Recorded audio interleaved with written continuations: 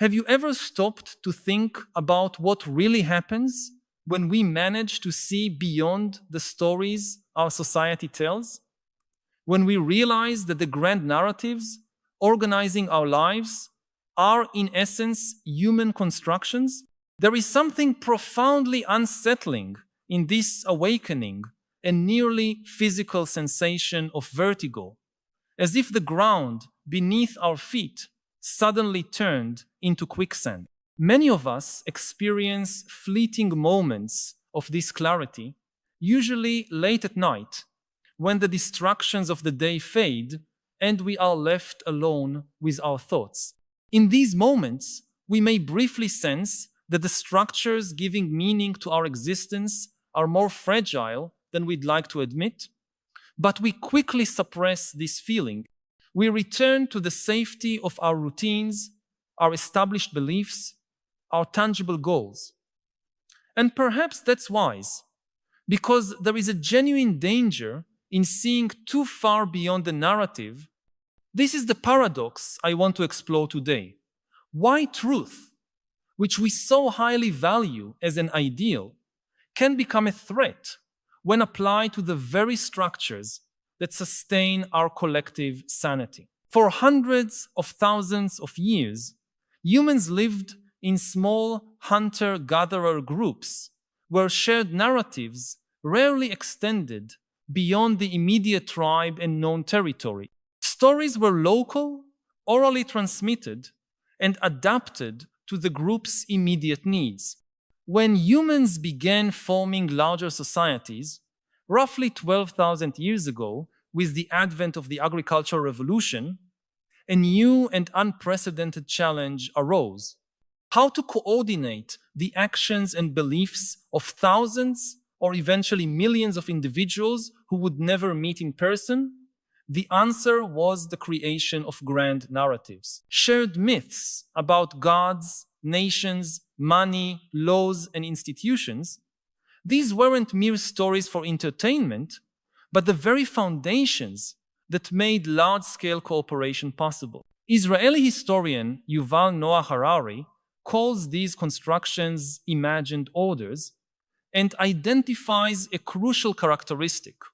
For them to function effectively, people must forget that they are imagined. Money works because everyone believes it does. Laws are respected because people believe in their authority. Nations inspire sacrifice because citizens believe in their reality. The power of these narratives depends on their perception as natural, eternal, divine, or at least inevitable truths.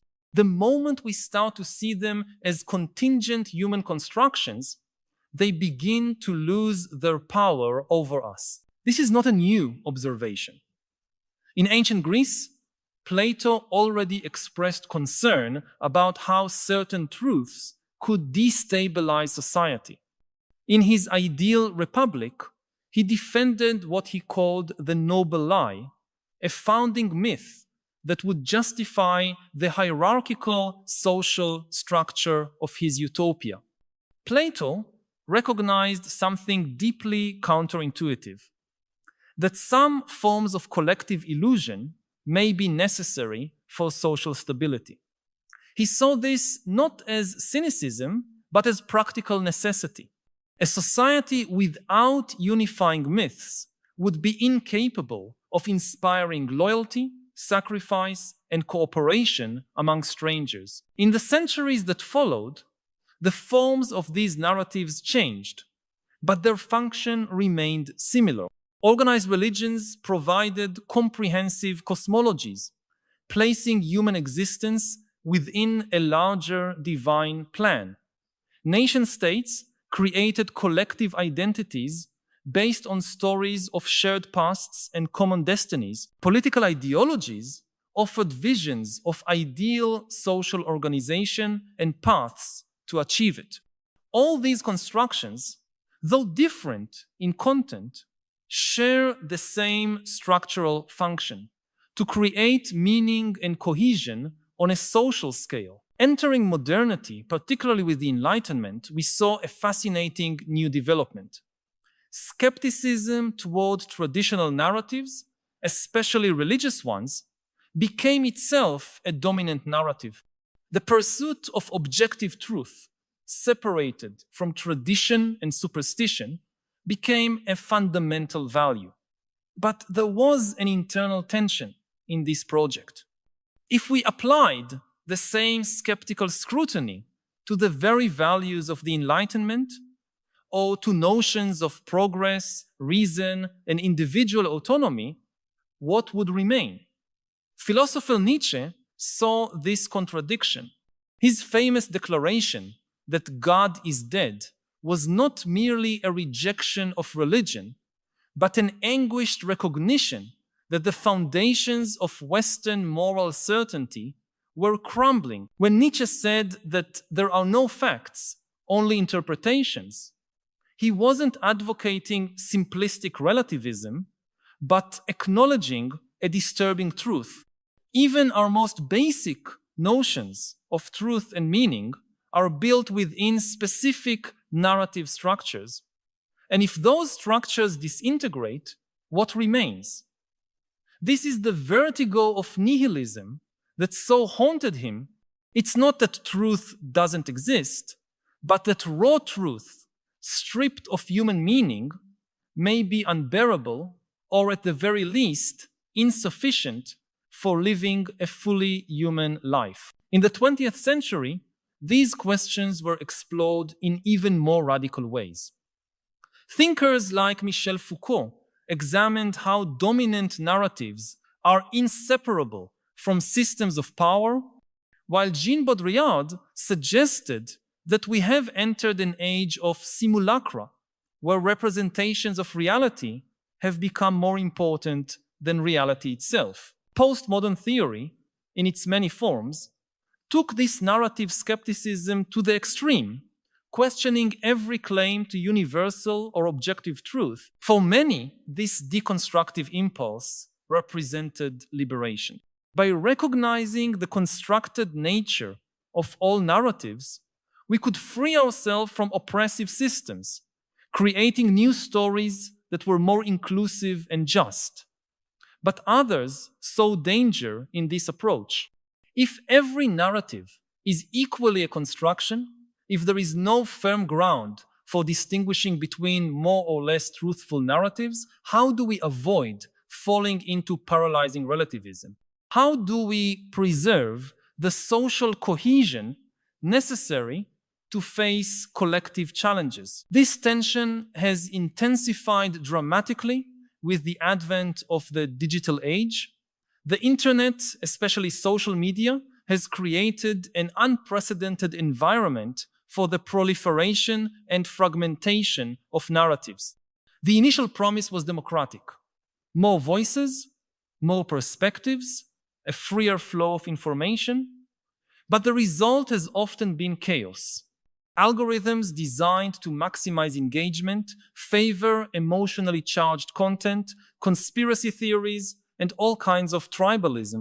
We see the emergence of what some call epistemic bubbles, where people inhabit completely different informational realities. Italian philosopher Umberto Eco once observed that the internet has given voice to legions of idiots who previously only spoke at the bar after a glass of wine without harming the community.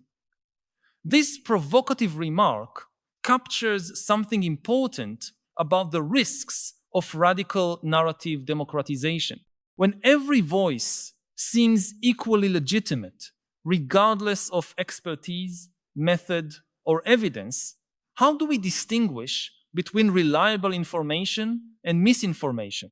How do we maintain a shared sense of reality that allows for collective deliberation and coordinated action? Now we reach the core of our paradox. On one hand, the ability to see beyond dominant narratives, to recognize their contingent and constructed nature, is crucial for social progress, for correcting historical injustices, for adapting to new challenges. On the other hand, if we take this deconstruction too far, we risk undermining the very foundations of collective meaning and social cooperation. Finding the balance between these opposing forces may be the ultimate challenge of our era. Let's consider a few concrete examples of this dilemma. Take the case of national identity. Historians have long shown that nations are imagined communities, constructed through specific historical processes, often involving simplifications, myths, and even deliberate distortions. Recognizing this can be important for confronting exclusionary or aggressive nationalisms. But if every national identity is reduced to a mere fabrication, what motivates the sacrifice required for shared civic projects? How do we maintain the solidarity necessary to sustain democratic institutions or welfare systems? Or consider money. Economically educated people know that money is ultimately a shared fiction. Paper notes and digits in bank accounts have value only because we collectively agree they do. In times of crisis, like hyperinflation or currency collapse, this fictional nature becomes painfully apparent. Yet, our entire global economy absolutely depends on this shared fiction. If everyone simultaneously stopped believing in the value of money, the result would be catastrophic collapse, affecting even the most basic needs like food and shelter. I need to pause for a moment and ask you directly, which aspect of this future we're discussing most awakens your fear or apprehension? Do you lie awake at night thinking about it too? I know that we often keep these concerns to ourselves, perhaps out of fear of sounding paranoid or technophobic in a world that celebrates every new innovation without question. But your anxieties are valid and probably shared by more people than you think. Share in the comments. My greatest fear about our fragmented narrative future is your voice might help create a space where we can honestly discuss these collective fears instead of suppressing them. And perhaps by naming these fears together, we can begin to imagine ways to face them. Or let us think about social institutions, marriage, private property, formal education, legal systems. All are social constructs that could, in theory, be organized in radically different ways. Anthropologists and historians have documented the immense diversity of human arrangements across time and space. This insight can be liberating, opening possibilities for reform and social reimagination, but it can also be paralyzing. If everything is constructed and contingent, how do we decide which structures to preserve, reform, or abandon? How do we avoid social chaos during periods of radical transition? Religion perhaps offers the clearest example of this paradox. For the devout believer, religion provides a comprehensive system of meaning, clear moral values, existential comfort, and often a supportive community. The secular perspective, which views religions as human, historical constructions, can challenge these benefits. But even atheist thinkers, such as Alain de Botton, recognize that religions evolve to meet deep human needs that do not simply vanish when theological belief is abandoned. How do we create meaning, community, and comfort in a post-religious world? This question remains unsatisfactorily answered for many. Science fiction offers fascinating explorations of this dilemma. In the film The Matrix, humans are presented with a choice: the blue pill of comfortable ignorance or the red pill of painful truth. The film clearly privileges the red pill, the pursuit of truth at any cost. But what if the issue is more complicated? What if certain illusions are necessary for psychological health or social cooperation? What happens if everyone takes the red pill at once? This brings us to one of the oldest and most persistent philosophical questions. What is the value of truth? Why do we seek knowledge? In the Western tradition, we often assume that truth is an intrinsic good, that more knowledge is always better than less. But this assumption deserves closer examination. As Nietzsche asked, why truth? Why not untruth, or uncertainty, or even ignorance? This is not a defense of lies or manipulation, but a recognition that the relationship between truth and human well-being may be more complicated than our post-Enlightenment culture generally admits. Certain forms of knowledge can come with significant psychological and social costs.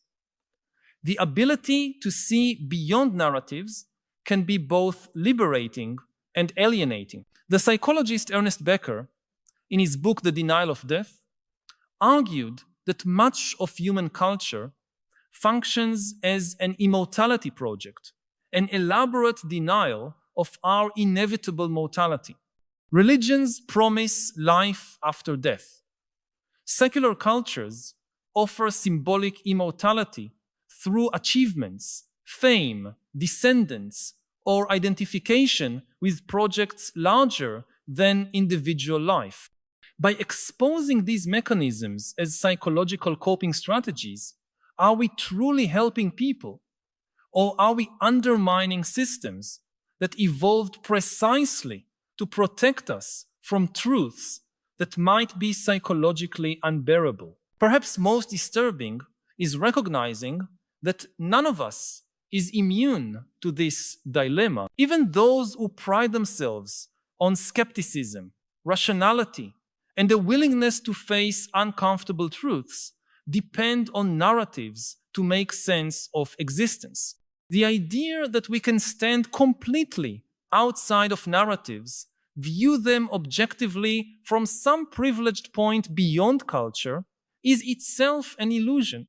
We are always within some story, even if it is the story of escaping stories. The question then is not whether we should embrace or reject narratives, but which narratives we choose, with what degree of awareness and for what purposes.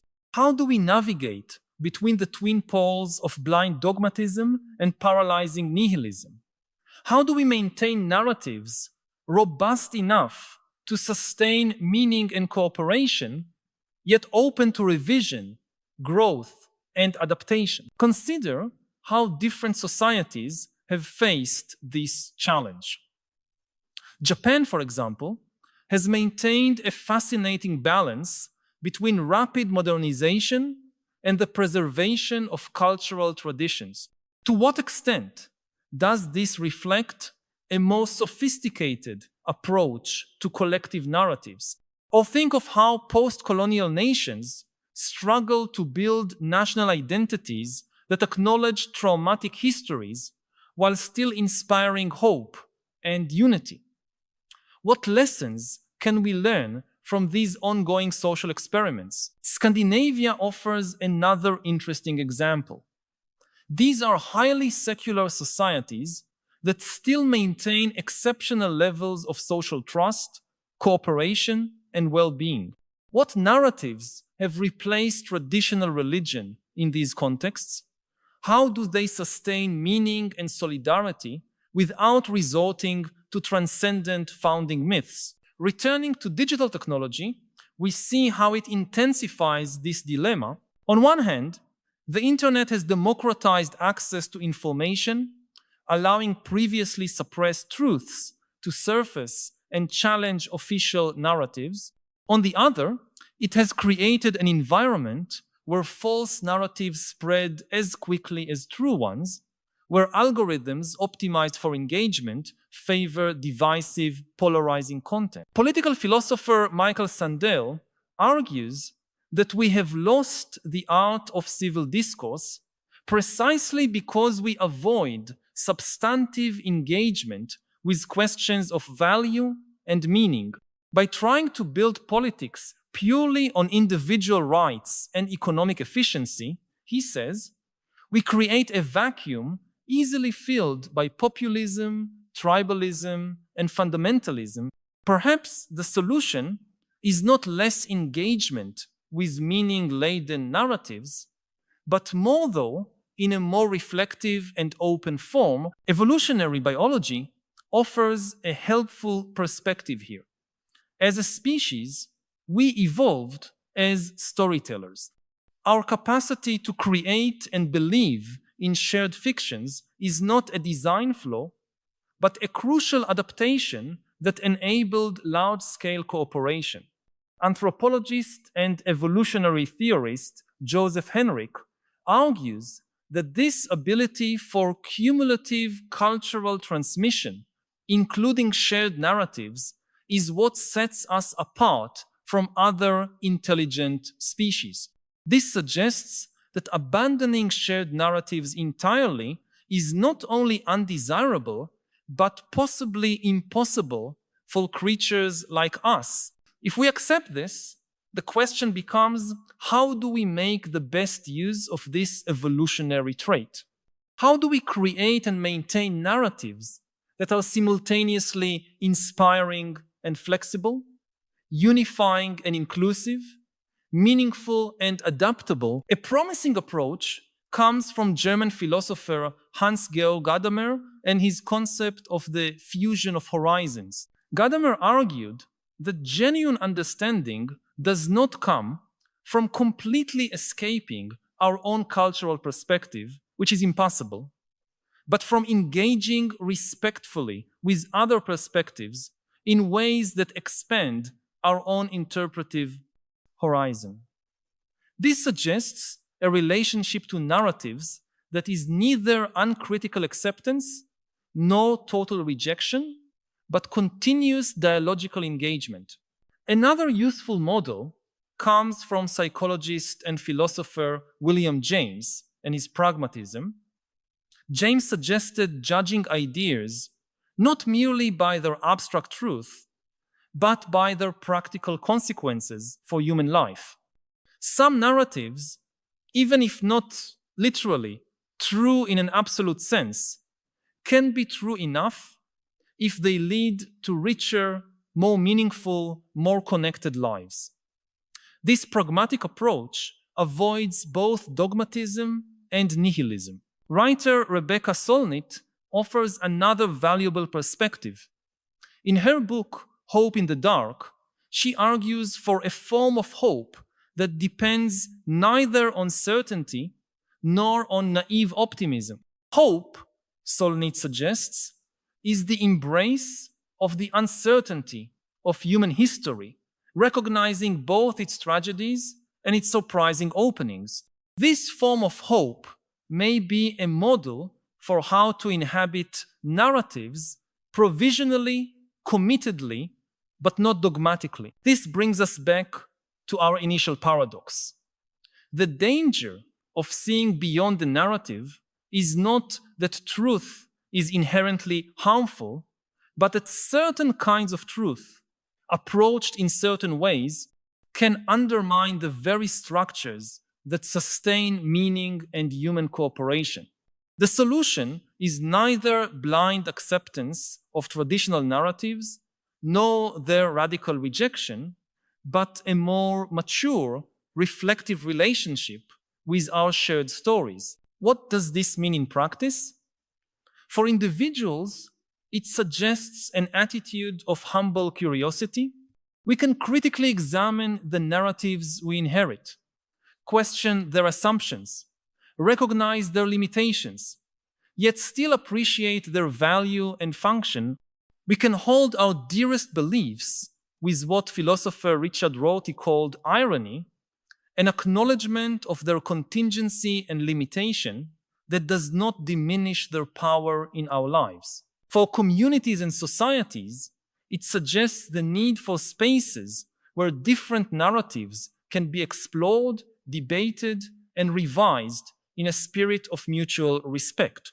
It means creating what sociologist Jürgen Habermas called the ideal speech situation, conditions in which different voices can truly be heard, where arguments are evaluated on their merits rather than on the power of those who advance them. For educators, it suggests the importance of teaching not only content, but metacognition, the ability to think about our own thinking. To recognize our own narrative assumptions, we need to form people who can inhabit narratives consciously, who can be both committed and critical, grounded and reflective. For leaders and communicators, it suggests the responsibility to craft narratives that are inspiring without being manipulative, that unite without homogenizing, that offer meaning without demanding blind dogmatism. We need fewer narratives that simplify complexity into heroes and villains, and more that honor the true complexity of human experience. Perhaps the greatest challenge is to develop what philosopher Paul Ricoeur called second naivete, a relationship with myths and symbols that comes after critique, not before it. It is the ability to find meaning in narratives even while recognizing their constructed nature. It is like the adult who can appreciate a fairy tale on a different level than a child, seeing in it truths that transcend the question of literalness. To conclude, I would like to return to the image of vertigo with which I began. When we see beyond the narratives that structure our reality, we may momentarily feel as if the ground has vanished beneath our feet. But perhaps the problem is not the absence of solid ground, but our expectation that it should exist. Perhaps the human condition is precisely this: to create meaning in a universe that offers none inherently, to tell stories knowing they are our creations, not discoveries. Philosopher Albert Camus captured this beautifully in his essay The Myth of Sisyphus. Confronted with the apparent absurdity of the human condition, Camus advocated neither despair nor retreat into illusory comforts. Instead, he imagined Sisyphus condemned to eternally push a boulder up a hill, only to watch it roll back down as happy in his task. The struggle itself toward the heights, Camus wrote, is enough to fill a man's heart. Perhaps there is a similar lesson for us. The struggle to create and sustain meaningful narratives, even while aware of their fragility and contingency, is not a tragic flaw or a necessary compromise, but the very heart of the human condition. It is what makes us human.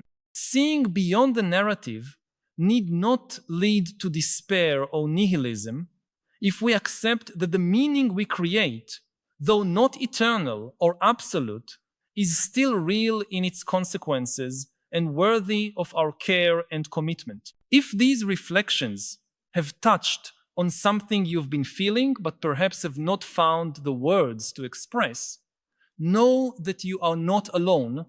By subscribing to the channel, you will join a growing community of people who share your concerns and your desire for a deeper understanding of the philosophical challenges of our time. Each week, we gather here to explore together the great questions that define our era and to seek not only understanding, but also wiser ways of living amid the transformations we are witnessing. This is not just a channel, but a space for dialogue and collective growth. Join us on this ongoing journey. Subscribe so that we can continue this essential conversation about how to live with greater wisdom and purpose in a world that so often leaves us disoriented and divided. The main promise of AI is to be better than us at decision-making in many fields, that it would be able to invent things that we cannot think about, but that is also the main threat, that we cannot predict how it will behave and we cannot control it in advance, no matter how much we try to make it safe, to align it with our aims, with our goals. It really goes to the heart of what AI is. It's no longer artificial. If you think about what an artifact is something that we create and we control. With each passing day, AI is becoming less and less artificial, which is why I prefer to think about AI as an acronym for alien intelligence. You don't have children. Is part of the reason you don't have children because you are fearful for the future? No, it's not a conscious decision. I just never really thought about it. It's not something. That's so refreshing to hear. It's just, sometimes I tell people it's the same way I don't have an elephant. I just never thought about it. I love that. I've never had that response. I'm someone who doesn't have children, and that's just such a wonderful thing to hear. Thank you, Yuval. How can humanity flourish in the era of AI? The answer is simple. Together, humans can control AI. But if we fight one another, AI will control us. Therefore, we should build more trust between humans before we develop truly super intelligent AI agents. Unfortunately, at present, we are doing exactly the opposite. All over the world, trust between humans is collapsing. The crisis of trust results from a big misunderstanding. Too many countries think that to be strong means to trust no one and to be completely separated from the others. But complete separation is impossible. Indeed, in nature, complete separation is death. Think about the human body as an example. Every minute, we breathe in and out, in and out. Every breath we take is a small gesture of trust in what is outside us. We take air from the outside into our lungs, into our body, and later give it back to the universe. This trusting in and out movement is the rhythm of life. If we distrust everything outside us and therefore stop this in and out movement, we die.